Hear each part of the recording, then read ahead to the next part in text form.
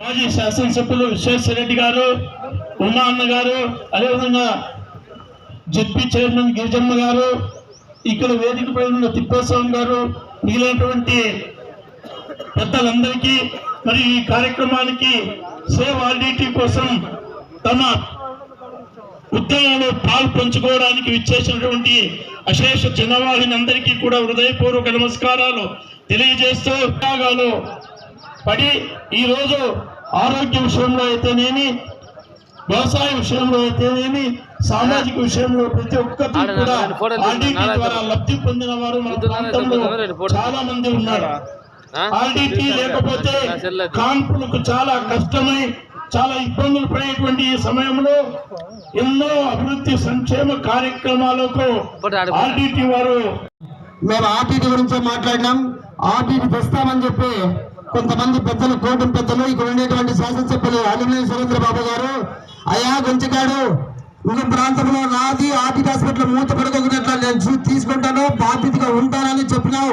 అయినా నీ మాటలు కూడా ఎవరు నమ్మలేదు, ఆ మాట నిలబెట్టుకోలేదు. నీవే కాక నీ మళ్ళా ముఖ్యమంత్రి కొడుకు తనయుడు నారా లోకేష్ బాబుతో చెప్పించావు, ఆ మాట కూడా పోయింది. త్వరలోనే ఖచ్చితంగా ఈ ప్రాంత వాసులు నీకు తగిన బుద్ధి చెప్పే రోజులు దగ్గరలో ఉన్నాయని నేను గుర్తుపెట్టుకోవాలని ఒకసారి మనవి చేస్తున్నాను. ఇదే కాదు, ఇది 3వ స్టెప్. ఒకటి బైక్ ర్యాలీ, తర్వాత పాదయాత్ర, ఇది పోషకాల ఉద్యమము. నీకు ఇంకా ఖబర్దార్, ఖచ్చితంగా రంగయ్య నాయకత్వంలో ఖచ్చితంగా రాబోయే రోజుల్లో పెద్ద కార్యక్రమాలు జరుగుతాయి. నువ్వు తీసుకోలేకపోతే 29లో ఖచ్చితంగా జగన్మోహన్ రెడ్డి ముఖ్యమంత్రి అవుతాడు.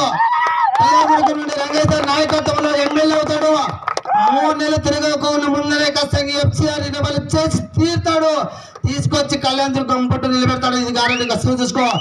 ఈ ఖచ్చితంగా నువ్వు చేయలేకపోతే రాబోయే రోజుల్లో ప్రజలు, ఈ కళ్యాణదుర్గం ప్రజలను తరిమి కొట్టే రోజులు రాకపోతే ఇది ఖచ్చితంగా ఛాలెంజ్ తీసుకుంటామని చెప్పి ఈ సభ అందరికీ నాకు అవకాశం ఇచ్చిన పెద్దలందరికీ కూడా ధన్యవాదాలు తెలుపుకుంటూ సెలవు తీసుకుంటున్నాను. ధన్యవాదాలు లింగప్పన్న గారికి. అదేవిధంగా మన తాలూకా మహిళా అధ్యక్షురాలు నాగలక్ష్మిని మాట్లాడుతుంది. వీళ్ళకి అట్లే ఉంది, మనం ఎక్కడికే పోను, మనకి ఎన్ని కష్టాలు వచ్చినా కూడా మన తట్టు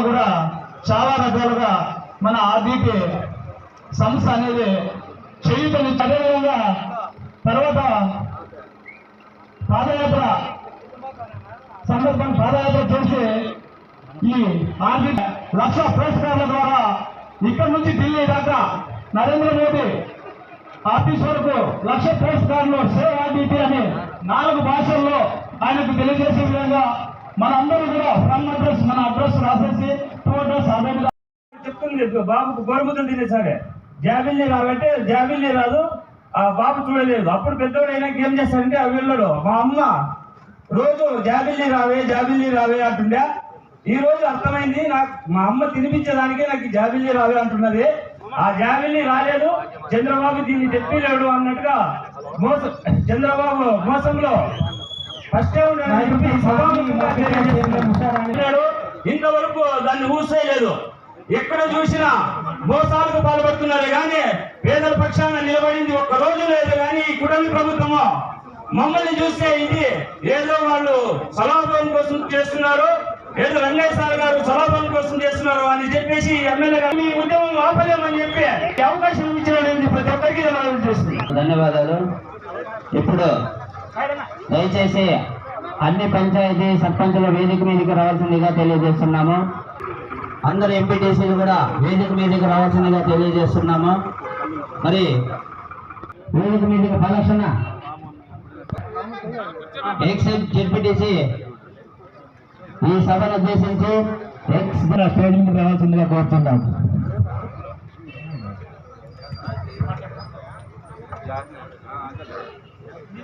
మరి ఈ యొక్క ఆర్టీటీ సేవ్ ఆర్టీటీ 1,00,000 పోస్ట్ కార్డుల ఉద్యమం గురించి మన ఏమగుంట సర్పంచ్ రెడ్డి అన్న గారిని మాట్లాడాల్సిందిగా కోరుతున్నాం. సభాధ్యక్షులు మన కళ్యాణదుర్గం సమన్వయకర్త రంగయ్య సార్ గారికి, అదేవిధంగా ఈనాటి ఈ కార్యక్రమానికి ఇచ్చేసినటువంటి జిల్లా రాష్ట్ర స్థాయి నాయకులందరికీ ధన్యవాదాలు తెలియజేసుకుంటూ, ఈరోజు ఇంకా ఈ యొక్క ఉద్దేశం మన ఆర్టీటీని బతికించుకోవాలి, రెన్యువల్ చేసుకోవాలని ఒక తాపత్రయంతో రావాలని కోరుకుంటూ ఇదే ఈ అవకాశం ఇచ్చింది. ధన్యవాదాలు. వనరెడ్డి గారు ధన్యవాదాలు. గురించి మన మాజీ వాల్మీకి డైరెక్టర్ పాలాక్షణ గారిని, సభాధ్యక్షులు మన కళ్యాణదుర్గం నియోజకవర్గం ఇచ్చేసిన వైఎస్ఆర్ కాంగ్రెస్ పార్టీ నాయకులకు, కార్యకర్తలకు, అలాగే ఆర్టీటీ లబ్ధిదారులకు అందరికీ నా యొక్క ధన్యవాదాలు. కొన్ని సంవత్సరాలుగా మన జిల్లాలో అనేక సేవా కార్యక్రమాలు నిధులు ఎక్కువ మొత్తంలో వచ్చేటివి.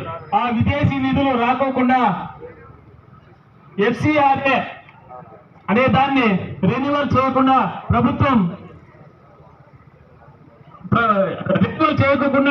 ఈ ప్రభుత్వం అడ్డుకోవడం జరిగింది.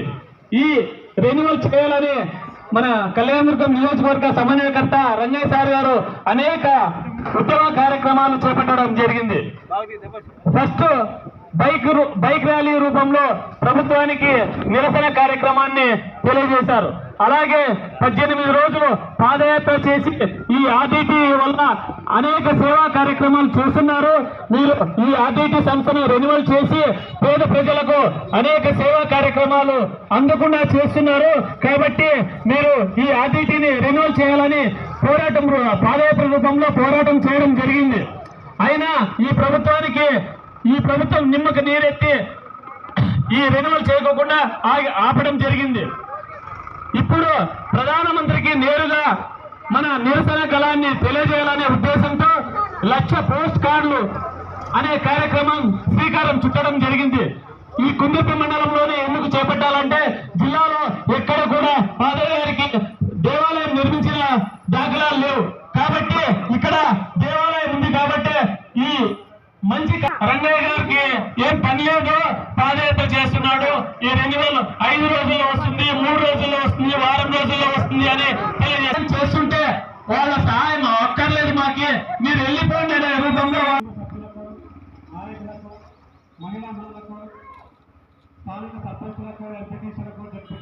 ఉప్పు కోసం పోరాడారు, ఉప్పు సత్యాగ్రహం కోసం పోరాడారు. కాపాడుకోవాలిగా ముందుకు వెళ్తున్నటువంటి మన అభినవ గాంధీ రంగేష్ సార్ గారికి సంబంధం లేదు. FCRA ఎందుకు, మనమే డైరెక్ట్ ఇస్తున్నాం కదా. మనం ఇప్పుడు బాగా హెచ్చరిక ఉన్నాము, దర్జాగా ఉన్నాం. బలుగు బలహీన వర్గాలు ఎవరైతే రాముట్టున్నా ఒక్క నిమిషం చిన్న కథ. ఒక రాజు చంపితే మనకి పాపం వస్తుంది, చంపొద్దు అని చెప్తున్నానమాట. అప్పుడు ఆ కోడి ఏమంటుందంటే, ఇది నాకు సంబంధం లేదు, ఈ విషయము నీవున్నావు రాజు ఉన్నాడు ఏమని చేసి నాకు సంబంధం లేదు అని చెప్పిందంట కోడి. మళ్ళీ ఎలకపోయి మేక దగ్గర చెప్పింది, మేక నాకు ఇట్లా చాలా ఇబ్బంది, నా ప్రాణహాని ఉంది, నన్ను చంపాలని చూస్తున్నాడు రాజు, నాకు చిన్న సహాయం చెయ్యి, నన్ను చంపుకోకుండా నీవు అట్లా నీ దగ్గరికి వస్తాడు కదా రాజు, అప్పుడు చెప్పు అట్లా ఎలక చాలా మంచిది, చంపొద్దు అని. కానీ మేక ఏమంటుందంటే, నాకు సంబంధం లేదు ఇది. కాబట్టి ఈ రోజు ఇంత ఇదిగా కచ్చగట్టి సమయం ముందు ఎవరు ఉండొద్దండి, దయచేసి ఒక దగ్గర వెనక్కి రండి, మాట్లాడనా. కాబట్టి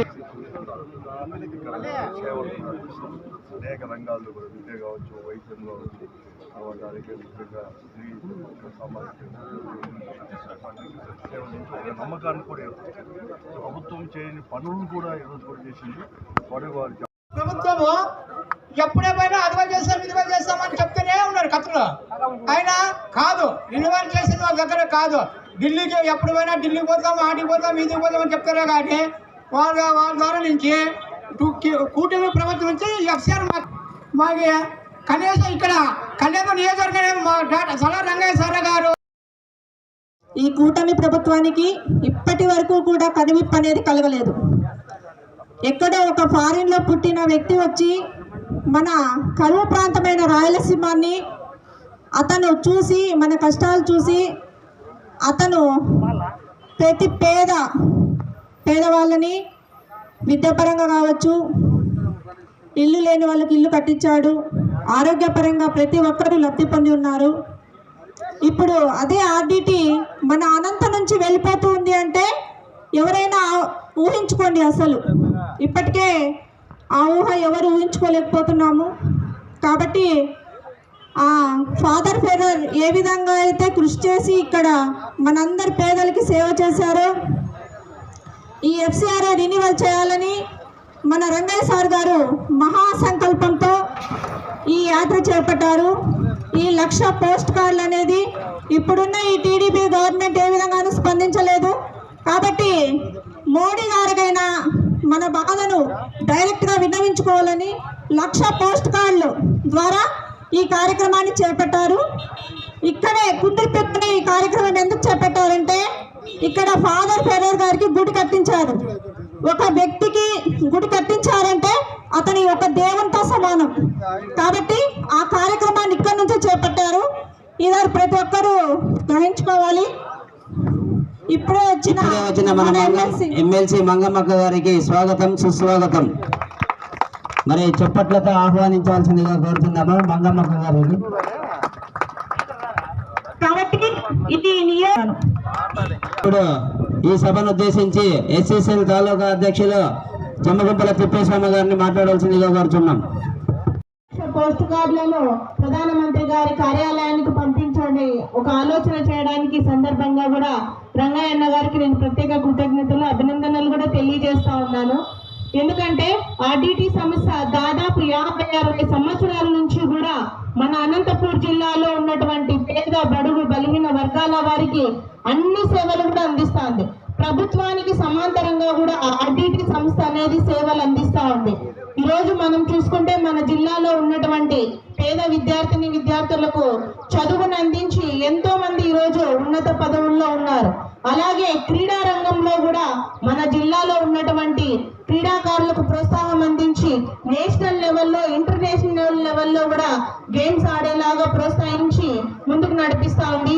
అలాగే మనం చూసాము గడిచినటువంటి 3-4 సంవత్సరాల క్రితము ప్రపంచాన్ని గడగడలాడించినటువంటి కరోనా సమయంలో ఆర్డిటి సంస్థ యొక్క ఉన్నటువంటి హాస్పిటల్స్ మన జిల్లాలో ఉన్నటువంటి వేల మందికి ఆరోగ్య సేవలు అందించి మనల్ని కూడా ఎంతగా కాపాడిందో, అటువంటి సంస్థని మనం కాపాడుకోవడానికి మనం ఏ కార్యక్రమం చేపట్టినా కూడా ప్రతి ఒక్కరు కూడా ముందు ఉండాలని కూడా ఈ సందర్భంగా కూడా కోరుతా ఉన్నాను. కూటమి ప్రభుత్వ నాయకులు చెప్తా ఉన్నారు, మేము అమిత్ షా గారిని కలిసాము, చంద్రబాబు నాయుడు గారు, లోకేష్ గారు చెప్పారు త్వరలో ఆర్డిటి సంస్థ యొక్క ఎఫ్సిఆర్ఏ పునరుద్ధరణ అంశము ముగుస్తుంది అని చెప్పారు. కానీ రంగయ్య బైక్ ర్యాలీ చేపట్టి, పాదయాత్ర చేపట్టి 6 నెలలు అవుతున్నా కూడా ఆ అంశం మీద ఏ ఒక్కటి కూడా ముందుకు కదలలేదని కూడా ఈ సందర్భంగా కూడా గుర్తు చేస్తా ఉన్నాము.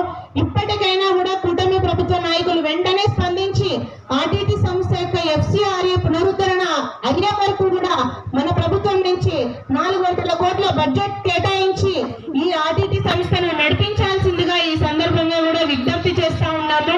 ఖచ్చితంగా కూడా మీరు ఏ కార్యక్రమం అయినా కూడా చేయండి, అఖిలపక్ష నాయకులతో కానీ వివిధ సంఘాల నాయకులతో మీరు భేటీ ఏర్పాటు చేసి ప్రధానమంత్రి నరేంద్ర మోడీ గారి దగ్గరికి వెళ్ళామంటే మేము కూడా రావడానికి సిద్ధంగా ఉన్నాము.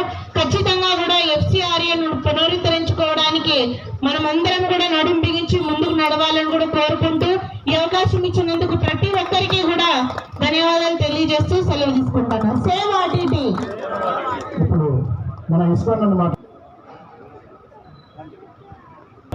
రంగయ్య గారు, అదేవిధంగా వేదిక మీద ఉన్నటువంటి పెద్దలు,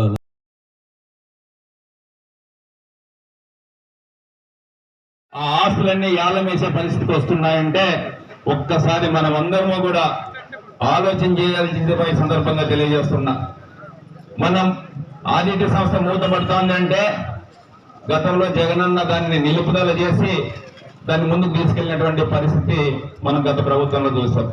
ఈ ప్రభుత్వంలో ఆర్డిటి సంస్థ మూతపడుతోందంటే మనం కళ్యాణదుర్గం నుంచి మొట్టమొదటిగా ఒక బైక్ ర్యాలీ పెట్టి స్పందించినాం. ఆ తర్వాత పాదయాత్ర చేసినాం. పాదయాత్ర చేసినప్పుడు మీ అందరికీ గుర్తు, పాదయాత్ర చేసినప్పుడు మన ఎమ్మెల్యే గారు ఓటుతో గెలిచినటువంటి ఎమ్మెల్యే ఉన్నాడు.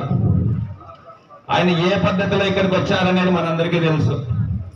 ఆయన ఆర్డిటి నిలుపుదల ఆర్డిటిని కొనసాగించేదానికి నిలుపుదల చేయకపోగా పాదయాత్ర చేస్తున్నటువంటి మనందరి మీద కూడా వాళ్ళ కార్యకర్తలను ఉసుగొల్పి పోలీసులు వేధింపులు చేపించి ఇబ్బంది పెట్టే కార్యక్రమం చేశారు. కానీ కళ్యాణదుర్గం నియోజకవర్గంలో ఉన్నటువంటి ప్రతి ఒక్కరూ పార్టీలకు అతీతంగా అదో పార్టీ పాదయాత్ర సంఘీభావం తెలిపి మన పాదయాత్ర దిగ్విజయం చేయడం జరిగిందనేది ఈ సందర్భంగా మీకు మరొకసారి తెలియజేస్తున్నా. దాంట్లో భాగంగా మరి లోకేష్ గారు వచ్చారు ఇక్కడికి. ఆర్డిటిని నిలుపుదల కొనసాగింపే విధంగా చేసేది నా బాధ్యత అని చెప్పి బహిరంగంగా చెప్పారు. కానీ ఈ రోజు వరకు సాధ్యం కాలే.